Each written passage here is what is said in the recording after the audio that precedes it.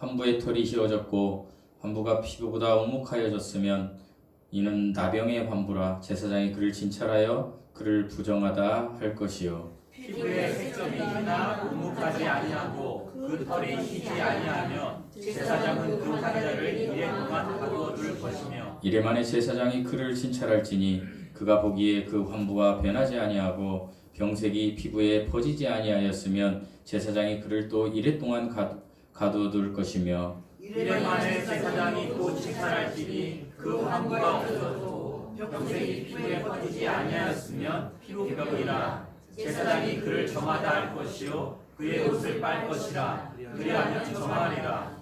그러나 그가 정결한지를 제사장에게 보인 후에 병이 피부에 퍼지면 제사장에게 다시 보일 것이요. 제사장은 진찰할지니 그 병이 피부에 퍼졌으면 그를 부정하다 할지니라. 이는 나병 이민이라. 46절 말씀 다 함께 읽도록 하겠습니다. 합독하도록 하겠습니다. 46절 말씀입니다. 시작. 병 있는 날 동안 늘 부정할 것이라. 그가 부정한즉 맘 밖에서 살찌니라. 잠시 기도하시겠습니다. 하나님, 26년 새해 첫 주를 저희에게 허락하셔서 이렇게 예배자의 자리에 서게 하시니 감사드립니다. 오늘 예배를 통하여 아버지 하나님, 우리가 더욱더 새롭게 되고 하나님 앞에 결단하는 시간이 되게 하여 주시옵소서.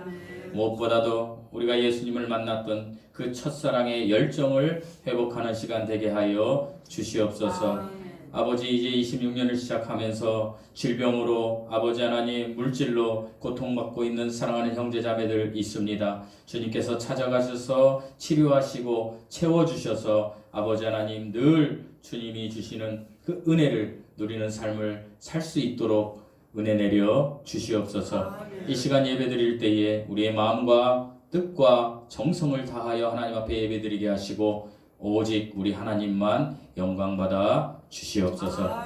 감사드리며 우리 주 예수 그리스도의 이름으로 기도드리옵나이다. 아멘. 샬롬. 우리 저번에 했는데 성부역신 예배 때 한 번 더 하겠습니다. 좌우 옆 사람, 뒷사람 새해 복 많이 받으세요. 주님 안에서. 46절 말씀은요, 나병 환자는 병이 있는 날 동안 늘 부정할 것이라. 그가 부정한즉 혼자 살되 진영 밖에서 살지니라 라고 말씀하고 있습니다. 나병은요, 문둥병이라고도 하고 요즘은 의학적으로 한센병이라고도 합니다. 나병은 지금이야 치료제가 개발되어서 완치가 가능하지만 과거에는 사회로부터 방금 말씀드린 것처럼 완전히 격리되어서 평생 고독하게 그 고통 속에서 살아야 했습니다. 성경은요, 나병만큼이나 철저한 격리가 필요한 엄청난 무서운 질병이 하나 있다라고 이야기하시는데 그것이 바로 죄입니다. 죄도 전염성이 있어서 금세 공동체를 병들게 하고 그리고 육체와 영혼을 오염시킵니다. 그래서 하나님은 죄라는 질병에 걸린 사람을 완전히 격리시켜 버리십니다. 왜냐하면 이 죄가 주인 되어서 우리의 사람의 생각과 마음을 다스려서 하나님과 분리된 삶을 살게 하기 때문입니다. 그래서 삶의 모든 영역에서 이 죄는 손을 쓸 수 없는 곳까지 가게 하기에 사람들은 더 이상 하나님을 찾지도 않고 결국에 죽어서 지옥으로 떨어지게 하기 때문입니다. 그래서 오늘은 저는 영혼의 나병에 걸린 사람들이라는 제목으로 여러분과 은혜를 좀 나누려고 합니다. 신약성경 누가복음 17장 12절을 보면 이런 말씀이 기록되어 있습니다. 한 마을에 들어가시니 나병 환자 10명이 예수를 멀리 서서라는 말씀이 있습니다. 이 10명의 나병 환자들은 영적으로 볼 때에 죄 가운데 태어나서 죄 가운데 살다가 죄 가운데 죽어가는 모든 인생을 상징하고 있습니다. 이 세상에서 죄로부터 자유로울 수 있는 사람은 단 한 명도 없습니다. 죄가 온몸을 병들어 가게 하고 죽음으로 이끄는 것입니다. 참으로 불행한 사람은요, 이 세상에 태어났으나 예수님을 모르고 죄 가운데 살다가 죄 가운데 죽어가는 사람들입니다. 죄 가운데 죽어서 영원히 끝나버리면 그 이후에는 죽음으로 끝나는 것이면 좋겠는데 더 무서운 심판이 기다리고 있는 것입니다. 저는 지난주에 직장에서 저희 동료에게 복음을 전했습니다. 그분은 한 번도 교회를 다니지 않은 분이고 이제 46살이 됐는데 여성분인데 제가 이렇게 물어봤습니다. 죽으면 어떻게 될 것 같아요? 그랬더니 모르겠어요 그러더라고요. 사람들에게 물어보면 세 가지의 답을 합니다. 어떤 사람도 죽으면 어떻게 되나요? 모르겠어요. 첫 번째 답입니다. 두 번째 이 세상 종교가 얘기하는 것처럼 윤회 사상으로 다시 무슨 사람으로도 태어나고 강아지로도 태어나고 이렇게 한다고 그러죠. 그래서 착하게 살아야 사람으로 다시 태어나. 그래서 보통은 엄마나 아버지들이 자녀가 일찍 죽으면 아니면 자녀들이 아버지가 죽어갈 때에 이렇게 이야기합니다. 엄마, 다음 생에는 내 딸로 태어나죠. 은혜를 갚겠다는 거죠. 그러나 다음 생은 없죠.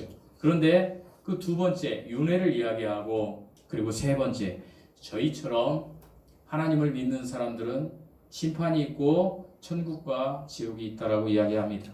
그래서 제가 이렇게 이야기했습니다. 자, 세 가지 경우의 수가 있는데 세 가지 경우의 수가 나중에 모든 사람은 반드시 어떻게 됩니까? 죽습니다. 그러면 결과는 다 각자 세 가지 사람이 이야기한 대로 끝날까요? 아니면 한 가지로 끝날까요? 결과가 여러분 한 가지로 끝나겠죠. 어쨌든 우리들처럼 예수 그리스도를 안 믿으면 지옥 갑니다 했던 사람들은 천국으로 가고 또 몰라요 하는 사람은 모르는 걸로 소멸돼서 끝나고 그러지는 않겠죠. 딱 한 가지로 끝납니다. 그러면 제가 이렇게 구령을 했습니다. 어떻게 구령을 했느냐? 나는 이제 그분 입장에서 이야기합니다. 나는 세은 씨가 이야기한 대로 제 설교를 들으니까 실명을 해도 됩니다. 세은 씨가 이야기한 대로 죽어서 모름 끝나 티끌로 돌아가. 그럼 나는 손해볼 게 없다. 왜냐하면 나는 예수님을 믿어서 옛날에 제가 이렇게 사악했는데 점점점 조금 착해졌다. 그러니까 착하게 살았기 때문에 나는 손해볼 게 결코 없다. 두 번째, 착하게 살면 사람으로 태어나요. 거기에도 나는 손해볼 게 없다. 그 결과로 나타난다면 왜? 나는 착하게 살려고 노력을 했으니까 예수님 믿고 나서 그러면 적어도 사람으로 태어날 수 있겠지 않느냐 이렇게 얘기했어요.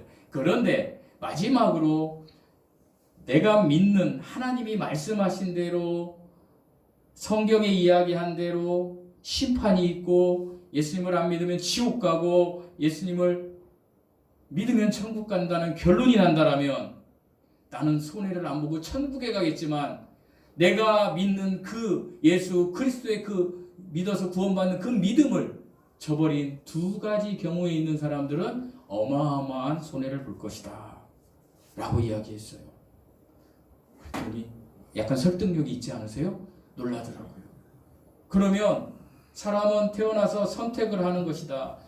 인생이 태어나면 요람에서 무덤까지, 영어로 하면 B에서 D까지인데 born, dead, 그 안에는 C 초이스, B, C, D잖아요. 영어로 C 초이스를 해야 되는데 어디를 선택할 것이냐. 이 세 가지 경우에 손해보지 않을 것을 선택하는 것이 가장 객관적이지 않겠느냐. 여기에 한번 걸어보지 않을래? 라고 제가 지난주에 여기까지 얘기했어요. 사랑하는 성도 여러분, 이렇게 이제 새롭게 시작하는 2026년에는요 여러분이 지금 나는 예수님을 믿고 나는 어떤 일을 했어요, 어떤 것을 했어요, 이거보다는 내 지금 현재 위치에서 내 사랑하는 부모님, 내 사랑하는 형제, 내 사랑하는 자매, 내 사랑하는 자녀, 내 사랑하는 친구들 중에 아직 예수 그리스도를 믿지 않는 분이 있다면 그거 가지고 통곡하며 하나님 앞에 나아가서 그분을 반드시 예수 그리스도를 믿는 그 믿음을 갖게 하겠다고 결단하고 시작했으면 좋겠습니다. 이것보다 가장 시급하고 우선적인 일은 없습니다. 우리나라에는요 나병 환자들의 섬이라고 하면 여러분이 잘 아는 소록도가 있습니다. 이 소록도에는 나병 환자이면서 앞이 안 보이는 맹인이라고 하죠. 맹인들이 모여 사는 곳이 있다라고 합니다. 이분들은 짧게는 10년, 길게는 40년을 그곳에서 살고 있습니다. 그런데 아까 46절 말씀대로 어떻게 살고 있습니까? 격리되어 살고 있습니다. 부모, 자녀, 형제를 다 떠나서 격리되어서 고독이라는 고통 속에서 지금 살고 있습니다. 그런데 그분들이요, 한 가지 소망이 있다고 그래요. 어떤 소망? 앞을 보지 못해도, 참고로 좀 말씀드리자면 여기가 전라남도 고흥반도에 있는 것이죠. 전라도 사람들이 아주 나빠요. 제가 경상도 사람이어서 이렇게 얘기하면 반감을 가지시는데 전 전라도 사람이에요. 왜 나쁘냐면 투표를 하면 거의 90%가 민주당으로 나오잖아요. 이거 저도 뭐 옛날엔 당연하다고 하는데 그거 별로 좋은 게 아니에요. 그런데요, 전라도에서 유일하게 민주당이 90%가 안 나오는 섬이 있대요. 그게 바로 소록도예요. 왜 그랬을까요? 이 소록도에는 박정희 대통령의 그 부인 유경수 여사가 어마어마한 사랑을 펼친 곳이에요. 그 나병 환자들, 그 맹인들, 앞을 보지 못하고 이 고름 진딧물이 쭉쭉 흐르는 사람들을 만져주고, 여러분 우리 보고 그렇게 하라면 못할 것 같죠? 그렇게 했어요. 유경수 여사가. 그 사랑을 지금까지 기억하기 때문에 거기는요, 대구 분들보다 더 박정희 대통령의 그 유산이 있는 거예요. 정치적으로. 그런데 이분들이요, 이 소록도에 살면서 앞을 보지 못해도 이분들이 찬송을 외워서 찬송을 불러요. 그리고 성경을 암송해서 성경 말씀을 선포해요. 부모님도 보고 싶고 자녀도 보고 싶고 형제도 보고 싶지만 그 고독보다 천국에 대한 소망을 가지고 그들이 겉은 얼굴은 일그러지고 정말로 남들이 볼 때 흉측하지만 하나님을 향한 엄청나게 간절한 그 마음이 그분들에게 있기 때문에 그것을 소망하면서 살아간다라는 거예요. 여러분, 우리는 얼마나 행복합니까 지금? 제가 어제 2명의 동료에게 전화를 했어요. 전 직장 KT에 있던 동료들이에요. 저같이 퇴직을 한 분들이에요. 저보다 먼저 하신 분들이죠. 근데 그분들이 뭐 잘나거나 뭐 이렇게 한 분들이 아니에요. 한 분은 뇌출혈로 회사에서 쓰러졌던 분이고 한 분은 아파요. 이분을 좀 소개하려고 그래요. 제가 어제 전화를 했어요. 63년생인데 형 어떻게 지내요? 그랬더니 목소리가 이랬어요. 아파.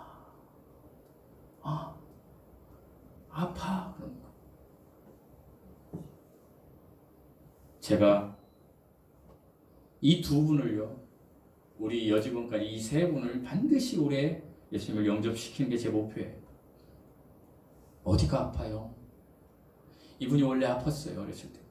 제가 들어보니까 태어나면서부터 아팠어요. 중고등학교 때 너무 아프니까 밥을 먹으면 너무 힘든 거예요. 밥을 먹으면. 여러분 배고프면 밥 먹으면 좋잖아요. 기분이. 근데 밥을 먹으면 힘든 거예요. 밥을 먹는 즉시 설사를 하는 거예요. 기력이 없어요. 그러다가 이분 말로는 고등학교 때 어떤 의사를 선생님을 만나서 수술을 해서 그것이 잠시 이제 멎은 거예요. 그래서 이제 공부를 잘했어요. 공부를 잘했나 봐요. 머리가 좋은 거죠. 머리가 좋았어요. 한양대학교 전자공학과를 나오셨어요. 그래서 이제 직장도 이제 한국전기통신공사 옛날에 거기를 이제 공채를 봐서 들어와서 결혼을 해서 딸 셋을 낳고 바로 우리 집 아파트 앞에 살아요. 그린빌 3단지. 근데 제가 예전에는 그런 마음이 없었어요. 그런데 제가 퇴직 무렵에 이분에 대한 간절한 마음이 생겼어요. 이 형을 꼭 전도해야 되겠다. 왜 그런 마음이 생겼냐면 제가 퇴직하기 3년 전에 이야기를 들었어요. 이 형이 갑자기 아프다는 거예요. 매일매일 아프대요. 그래서 제가 동수원 거기 KT 지하에서 만났어요. 만났는데 병색이 난연하더라고요. 그래서 형 어디가 아파? 그랬더니 그냥 아파 하더라고요. 어떻게 해? 그랬더니 나 아주대 응급실에 한 달에 한 번씩 가고 있어. 안 가면 안 돼. 그래서 회사에서도 엄청난 배려를 하고 해서 정년퇴직까지 했어요. 그랬는데 딸 셋에 형수님이 계시니까 그 케어를 받으면서 이제 근근히 사는 거예요. 그래서 제가 그때부터 이 형을 놓고 기도를 했어요. 기도를 하면서 내가 이 형을 반드시 전도해야 되겠다. 그러던 중에 작년에 제가 깜짝 놀란 소식을 들었어요. 이분은 누가 돌보지 않으면 안 되는 분이에요. 지금 소록도의 문둥병 환자들처럼. 그런데 부고장이 뜬 거예요. 회사 그 동료들. 이 형의 형수님이 돌아가신 거예요. 아주대에서. 깜짝 놀라서 제가 갔습니다. 바로 가서 이게 어떻게 된 일이야. 형수님이 돌아가셨어요. 그러니까 지금 아내가 없는 거예요. 그 고독, 그 고통, 여러분 이별한 것도 아니고 사별, 그 부인이 없으면 이분은 안 되는 분이에요. 그래서 제가 퇴직하고도 한번 나오라고 해서 점심도 사주고, 우리 아들남 때도 오라고 했는데 온다고 했다 또 병원 가서 못 오고, 그런 정황인데 얼마나 이 형이 고통스러울까, 얼마나 고독할까 하고 내가 전화를 했어요. 어제 아침에 슈퍼 가면서, 형 잠깐 나와, 내가 커피 한 잔 사줄게. 우리 저 바람도 쐬야지. 그 침대만 있으면 어떻게 하냐? 병원 언제 갔다 왔어? 그랬더니 그저께 갔다 왔어. 그럼 병원을 얼마나 자주 가는 거야? 한 달에 2번. 왜? 이게 이 병이요, 먹으면 설사를 하는데 탈진이 돼 버리니까 죽을 것 같으니까 실려가는 거야, 119에.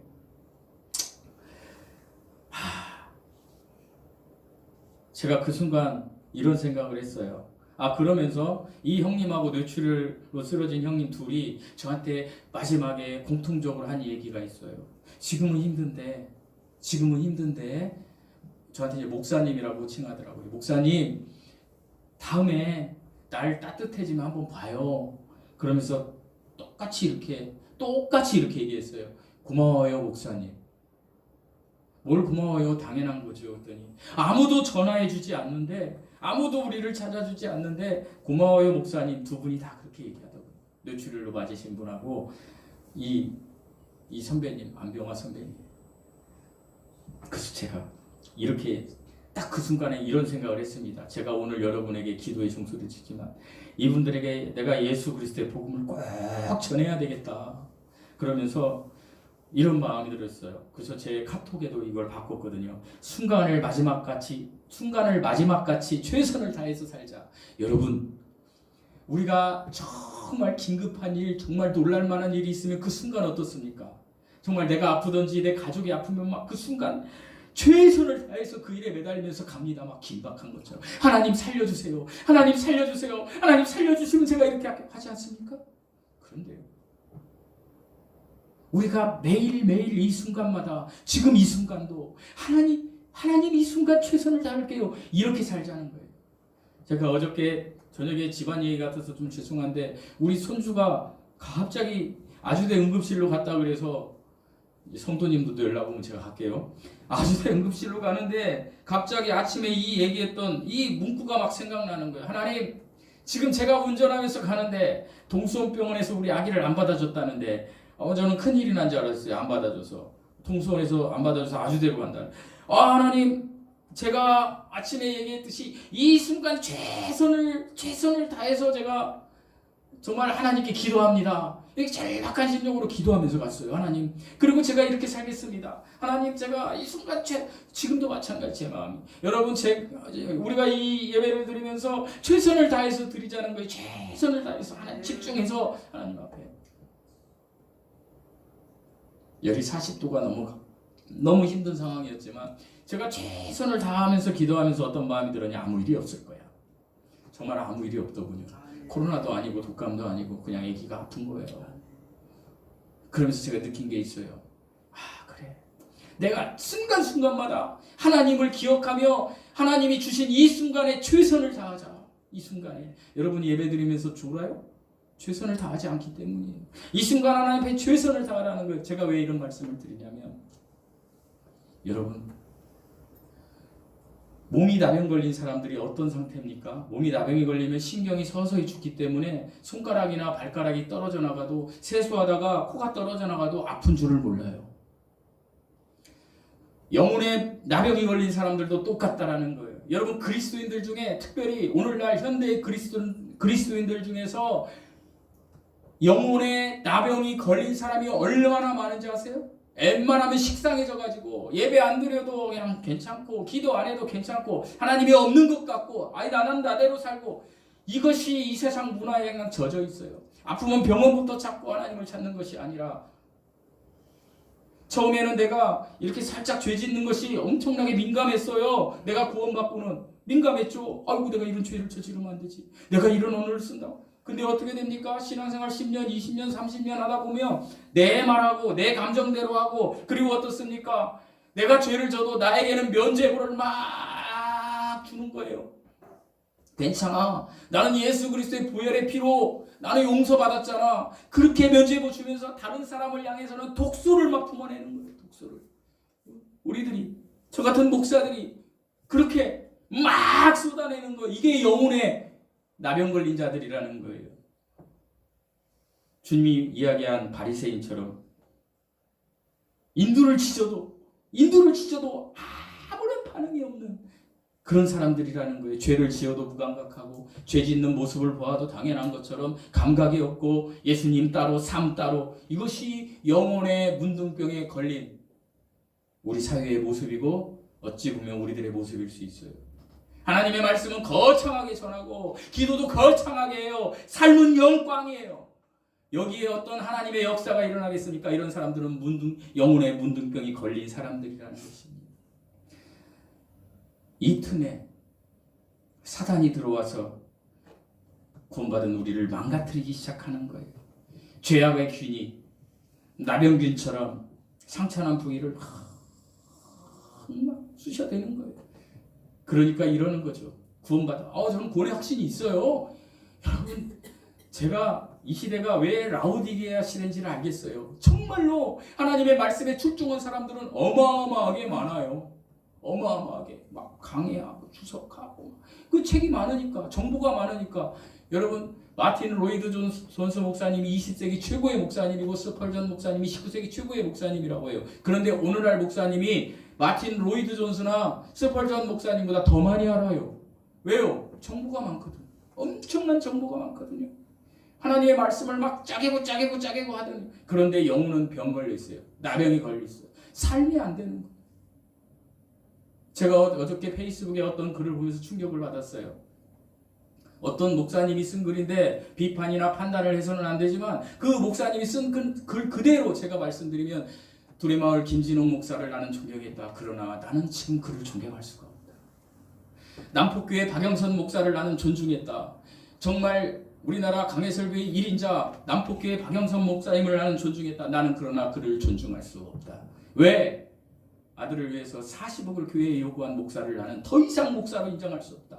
여러분, 그분이 강해설교하고 그 주옥같은 말씀들이 잘못됐다는 게 아니라 우리가 빌리그레암 목사님이나 박영선 목사님처럼 마지막 삶이 어그러지면 세상 사람들이 그런 영향력을 준 목사님들을 모습을 보고 다 허물어진다는 거. 예수 없다.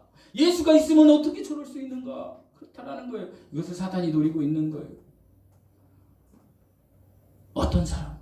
저도 여러분도 이 순간에 하나님 앞에 최선을 다하지 않으면 사단이 이 틈을 타고 와서 내가 왕 노릇하려고 하는 거예요. 우리 같이 작은 개척교회에서도요. 같이 개척하고 이렇게 막 신앙생활하면 자기가 왕 노릇하려고 그래요. 자기가 다 하는 거예요. 그렇진 않지만 박정훈 집사님 그러시면 안 됩니다. 그렇다는 게 아니라 왕 노릇하면 안 되는 거예요. 더 낮아지고 더 내려가야 되는 거예요. 내가 여기 뭐 주인인가요? 제가 주인이에요? 김미숙 목사님이 주인이에요? 여러분이 주인이에요? 아니에요. 여기 주인은 누구예요? 우리 하나님이세요. 우리 하나님이 여기 앉아 계신단 말이에요. 지금 성령 하나님이. 우리는 뭐예요? 그분께 영광 돌리고 그분을 서로 우리는 사랑하고 섬김으로 나가는 거예요. 여러분, 2026년에는 저와 여러분이 정말 각자가 풀리지 않는 분노, 미움, 죄악, 이 사단이 준 죄악의 나병의 병균이 있는 것을 뽑아내버리십시오. 어떻게 뽑아낼 수 있을까요? 우리 레위기 13장, 14장을 보면 나병에 걸린 사람들은 진영밖에 격리시키고 또 나병의 균이 묻은 옷이나 물건을 찢어서 불태워버렸어요. 우리 13장 56절, 57절 한번 읽어보실까요? 56절, 57절 시작. 반 후에 제사장이 보기에 그 색점이 열리면 그 그 옥에서나 가죽에서나 그 나라에서나 날씨에서나 그 색점을 쓸어버릴 것이요 그 옥에 나르나 실내나 가죽으로 만든 옷에 색점이 젖어지면 제발하는 것이니 너는 그 색점의 것을 불살라버리라. 뭐라고요? 불살라버리다. 여러분 본문의 내용과 레위기 10장에 보면 불살라버렸다. 무슨 말이에요? 우리들이 영혼의 문둥병이 걸리지 않으려면 또 걸렸어도 치료를 원한다면 모든 습관적인 죄악의 균을 모든 상처난 부분을 찢어내고 불살라버려야 된다라는 거예요. 그러면 어떻게 해요? 내 몸을 막 뜯어서 막 불살라요? 그런 말이 아닙니다. 어떻게 그것을 할 수 있습니까? 그것은 바로 우리의 대제사장 대신 예수 그리스도의 십자가의 피로 그렇게 할 수 있다라는 거예요. 깨끗게 빨 수 있다라는 거예요. 여러분 이미 빨렸어요. 깨끗하게. 성경에서 불은요 모든 것을 정결케 한다라는 의미가 있어요. 불은 모든 불순물을 제거해요.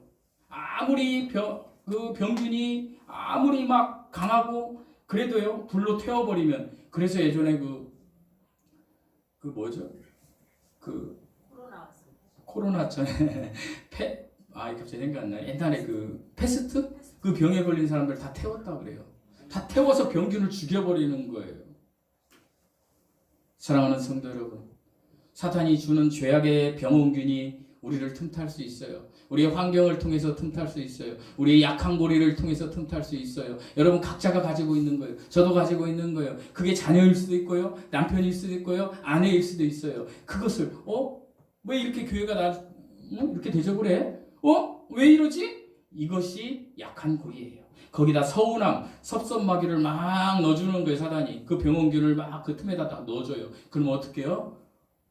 이제 그때부터 어떻게 해요? 점점 다운되기 시작하면서 비판적으로 바뀌기 시작하는 거예요. 비난하기 시작하는 거예요. 이건 왜 이래? 저건 왜 이래? 이건 왜 이래? 저건 왜 이래? 그러면 여러분 이건 왜 이래? 저건 왜 이래? 이렇게 하는 사람에게 하나님은 어떻게 하냐? 그대로 돌려주세요. 비난하는 자에게 동일하게 돌려주신다라는 거예요. 그러니까 2026년에는 비난하지 마세요. 왜요? 사단이 그 틈에 그 나쁜 죄악의 균을 막 넣어주기 때문이에요. 우리는 어떻게 해야 돼요? 우리가 예수 그리스도를 믿어서 구원받은 성도리라면 우리는 이 죄악균이 침투 못하게 막 백신을 막 칠해야 되지만 그럼에도 불구하고 백신 맞아도 감기 바이러스가 들어오잖아요. 죄악의 균이 우리에게 침투해 됐다면 우리는 어떻게 해요? 그것을 이길 수 있는 우리 안에 정말로 속사람이 강건한 백혈구를 증가시켜야 됩니다. 그 백혈구가 뭐예요? 하나님의 말씀으로 무장된 우리. 여러분 하나님의 말씀을 우리에게 충만하게 주신 것은 너부터 변해라 이 얘기예요. 너부터 변하고 이야기하라는 거예요. 여러분 우리가 아무리 세상에서 착하게 살아도 우리가 세상에서 악하게 산다면 우리가 아무리 하나님 말씀을 잘 전해도 그것은 사람들에게 투영되지 않아요. 그 사람은 하나님이 쓰시지 않아요. 우리는 우리의 속사람을 강건하게 해야 돼요.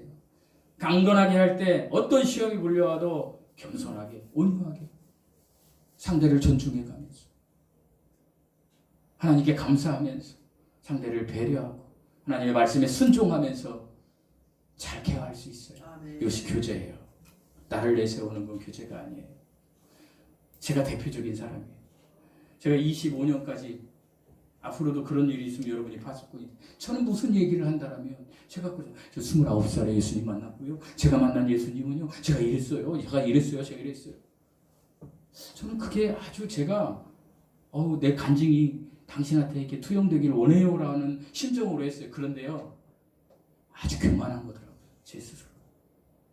주님은 저에게 이런 은혜의 말씀을 주세요. 지금은 너 역전해서 피켓 들고 다녔다며. 지금은 너 기도원 장로님들한테 막 했다. 지금은 너 지금은 하냐? 저에게 하는 이야기예요. 저에게. 여러분 우리는 이제 하나님이 우리에게 주신 말씀이 속사람이 강경하면 에베소서 3장 16절 말씀대로 그 영광의 풍성을 따라 그의 성령으로 말미암아 너희 속사람을 능력으로 강건하게 하시며 이 말씀을 붙잡고 하나님의 영광을 나타내기 위해서 하나님이 나를 이 자리에 세우셨구나. 여러분이 리더이십니까? 여러분이 구원받은 백성입니까? 하나님의 영광을 드러내기 위해서 여러분을 그 자리에 세우신 거라는 거예요. 여러분 하나님의 영광이 뭐라 그랬어요? 하나님의 하나님 되심이 인정되는 그것이 하나님께 영광 돌리는 거예요. 그러니까 우리가 세상 살면서 예수 그리스도인답게 살면서 예수 믿는 사람의 정체성을 가지고 우리가 정말로 세상 사람들에게 섬기고 배려하며 정말로 그들을 케어하는 마음으로 이렇게 살아갈 때 그들이 우리의 모습을 보고 예수님을 발견하는 거예요. 예수님을 발견하고 어떻게 해요? 나도 저 예수 한번 믿고 싶은데 이런 마음을 갖는 거예요. 그럴 때 우리가 받은 그 하나님의 말씀을 투영해서 그들을 끌어와야 되는 거예요. 제가 그렇게 해야 되는 거예요. 여러분이 그렇게 해야 되는 거예요. 그것이 바로 하나님의 영광이 드러나는 자리예요. 왜요? 그 세상 사람들이 하나님을 하나님으로 인정하기 시작했기 때문에. 하나님을 하나님으로 인정한다면 그분을 안 믿을 수가 없잖아요. 제가 여러분이 정말로 하나님을 믿는 그 믿음이 실제라면 여기서 뭐 천국 가야 돼요, 지옥 가면 안 돼요 이런 얘기 할 필요가 없어요. 왜요? 하나님이 정말로 실제했다라는 그 믿음이 여러분에게 있는데 뭐 얘기할 게 뭐 있어요? 그분이 하신 대로 될 건데. 안 그렇습니까?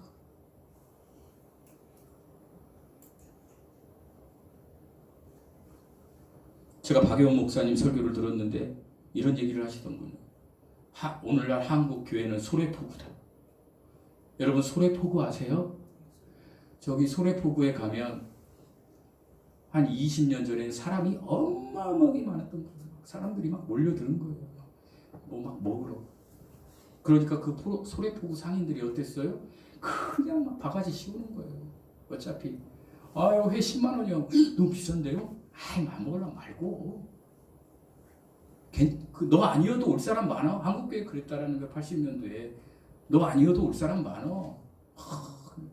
근데 거기에서 그 상인들끼리 이전 투구하고 바가지 씌우고 가지 못된 짓을 하니까 하나님의 때에 어떻게 돼요? 사람들이 이제 안 가기 시작하는 거예요. 소문이 나서. 오늘날 소래포구는요. 저도 한번 가봤는데 우리 사모하고 사람이 없어요. 장사가 안 되는 거예요. 세일해 주니까 세일해 주려니까 오세요. 제발 오세요. 안 와요. 오늘날 우리 교회가 이렇다라는 거예요. 청년들이 왜 떠나갔느냐? 교회 목사, 교회 리더들, 장로들 이런 사람들이 정말로 예수 그리스도를 믿는 자녀의 정체성을 안 보이는 거예요. 삶으로. 엉망인 거예요. 그러니 하나님이 없지. 아 교회 가가지고는 막 그냥 제가 막 이게 막 뭐라 그래?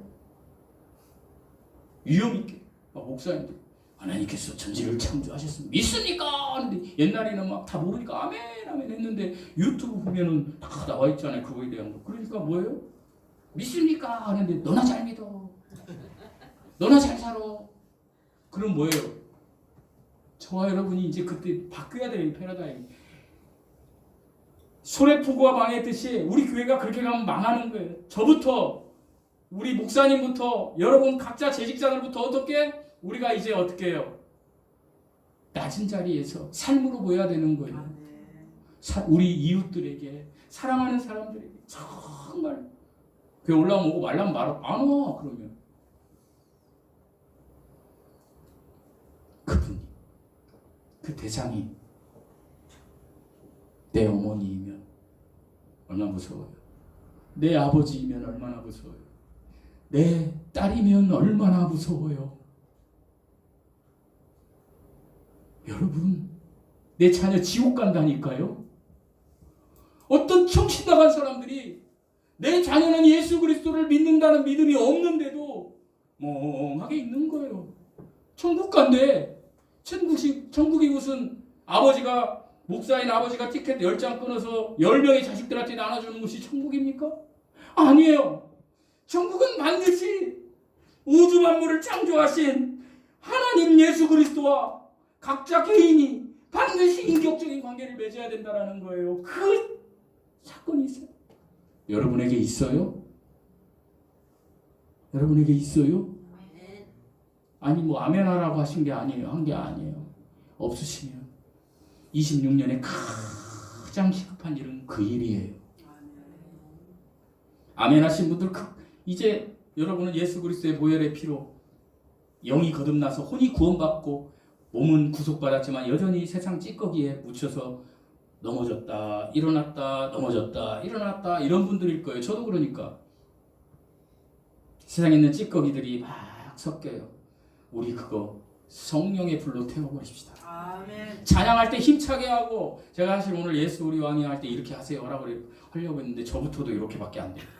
제가 옛날에 찬양할 때는 예수 우리 왕이요. 어떤 정신 나간 녀석들이 예전에 제가 신학할 때 이렇게 하면 무당부를 미친, 제가 막 정말 좀 흥분해서 하나님 앞에 다윗처럼 그냥 춤출 수도 있는 거고, 지금 아프리카 가면은 그냥 찬양하면 그냥 막 이렇게 하면서 나온대요. 여러분 우리 왜 그렇게 못해요? 우리 부모님 세대가 그렇게 해서 이렇게 이루어는 대한민국 최고의 선교사를 보내는 나라가 이제는 수직하락하고 있어요.